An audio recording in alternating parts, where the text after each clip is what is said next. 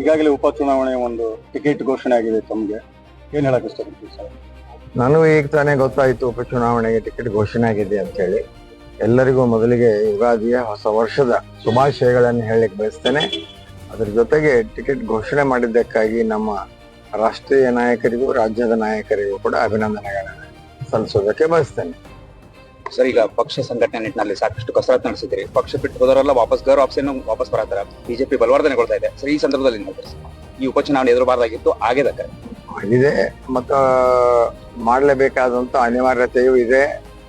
ಆ ಕೆಲಸವನ್ನ ಹಿರಿಯ ನಾಯಕರಾದ ಗೋವಿಂದ ಕಾರಜೋಳ ಅವರಿಗೆ ಹಾಗೂ ಅರುಣ್ ಶಾಪುರ್ ಅವರಿಗೆ ನಮ್ಮ ರಾಜ್ಯದ ಅಧ್ಯಕ್ಷರು ವಹಿಸಿಕೊಟ್ಟಿದ್ದಾರೆ.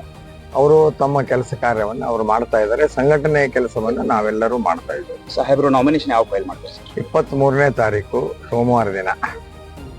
ಸರ್, ಯಾರೆಲ್ಲ ಬರ್ತಾರೆ? ಹಿರಿಯರು ಇನ್ನು ಈಗ ಟಿಕೆಟ್ ಅನೌನ್ಸ್ ಆಗಿರೋದ್ರಿಂದ ಗೋವಿಂದ ಕಾರಜೋಳ ಅವರು ಮತ್ತು ನಮ್ಮ ಜಿಲ್ಲೆಯ ಎಲ್ಲ ಶಾಸಕರು, ಹಿಂದಿನ ಶಾಸಕರುಗಳೆಲ್ಲ ಇರ್ತಾರೆ.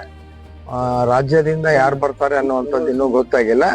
ಇನ್ಮೇಲೆ ಗೊತ್ತಾಗುತ್ತೆ. ಯಾರು ಬಂದೇ ಬರ್ತಾರೆ, ಯಾರಾದ್ರೂ ಬರ್ತಾರೆ. ಈಗ ಕಾಂಗ್ರೆಸ್ ನಲ್ಲಿ ಟಿಕೆಟ್ ಪರವಾಗಿ ತಾವು ಯಾವ ರೀತಿ ಹೋರಾಟ? ನಾವು ಬೇರೆ ಪಕ್ಷದ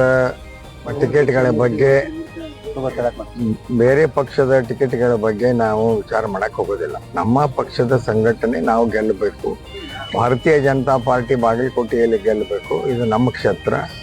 ಇಲ್ಲಿ ಹಿಂದುತ್ವ ಗೆಲ್ಲಬೇಕು. ಅದೊಂದು ಅಜೆಂಡಾದಿಂದ ನಾವು ಕೆಲಸ ಮಾಡ್ತಾ ಇದ್ದೀವಿ. ಸರ್, ಹಿಂದುತ್ವ ಅಂದ ತಕ್ಷಣ ಅವರು ಬರ್ತಾರೆ, ಅವ್ರನ್ನೂ ಕರೀತಾರೆ ಅಂತ. ಬರ್ಬೋದು, ಅವರು ಬರ್ತಾರೆ, ಬರ್ಬೋದು ಅವರು ಕೂಡ.